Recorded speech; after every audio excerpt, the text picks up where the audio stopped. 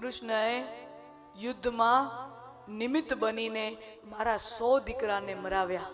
ગાંધારીનો શ્રાપ હતો ને કે મારા 100 દીકરા મર્યા.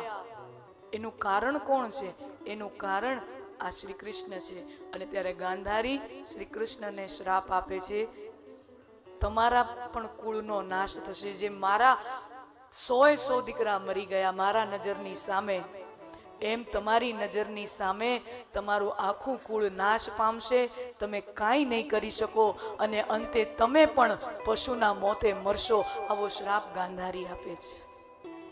અને પારા જે જરા નામનો પારધી છે એ તો કોઈક હરણાને મારવા માટે આવ્યો હોય છે અને બાણ લાગે છે શ્રી કૃષ્ણના ચરણ કમલમાં.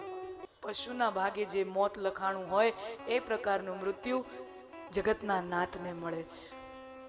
અને એ વેદના સાથે કે આખી દુનિયામાં મેં ધર્મ સંસ્થાપના કરી, આખી દુનિયામાં મેં ધર્મની ધ્વજા ફેલાવી, પણ હું મારા અંગત સ્વજનોને મનાવી ન શક્યો, એને સમજાવી ન શક્યો.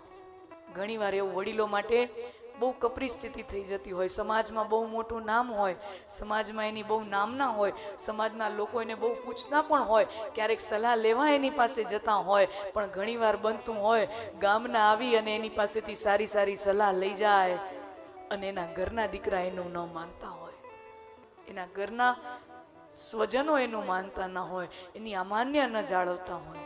શ્રી કૃષ્ણનો અંત પણ આવી સ્થિતિમાં થયો છે. श्री कृष्ण का अंत बहुत करुण है. आम तो आ पात्र છે ને, આમ જુઓ ને તો જન્મતાની સાથે આંસુઓ જ જોયા છે, દુઃખ સિવાય જોયું છે શું આ પાત્ર? જન્મ્યા જેલમાં. જેલ કોઈ એવી સારી જગ્યા નથી સુવિધાવાળી.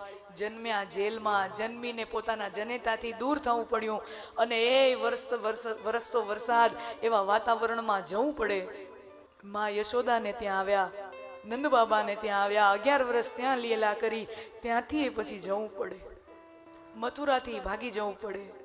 અને પછી હસ્તિનાપુરમાં વારંવાર આ રાજનીતિની, કૂટનીતિના આ બધા પ્રપંચો એની અંદર વારંવાર સામેલ થવું પડે. અને છેવટે પોતાનો જ આખો કુળ પોતાની નજરની સામે નાશ પામે એ પણ જોવું પડે. એની પહેલા કુળ યાદવા સ્થળી થઈ એ પહેલા શ્રી કૃષ્ણના આદેશોનો, શ્રી કૃષ્ણની આજ્ઞાનો વારંવાર ભંગ થતો હોય એ પણ જોવું પડે પોતે. અને છેલ્લે શ્રી કૃષ્ણ ચરિત્રની લીલાનો અંત પણ કેટલો કરુણ છે, જેને કોઈ યોદ્ધા દુનિયામાં હરાવી ન શકે.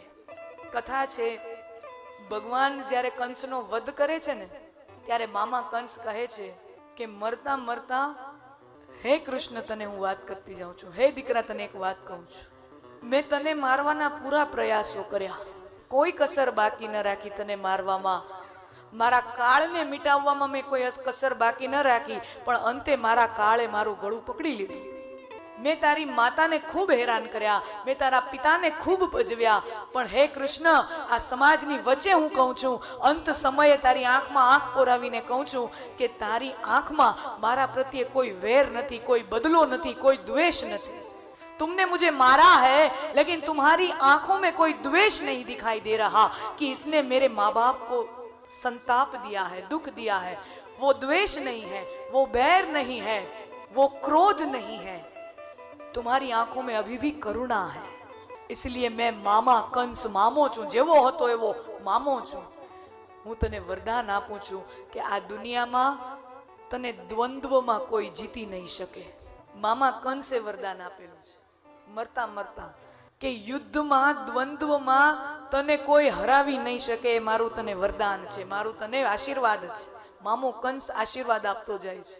અને વાત એ સાચી છે ને, કોઈ પણ પ્રકારનું દ્વંદ્વ હોય, શારીરિક દ્વંદ્વ, યુદ્ધ હોય કે વૈચારિક દ્વંદ્વ હોય કે શબ્દોનું દ્વંદ્વ હોય, શ્રી કૃષ્ણને કોઈ હરાવી નથી શક્યું ક્યારેય પણ. એ અજય રહ્યા છે.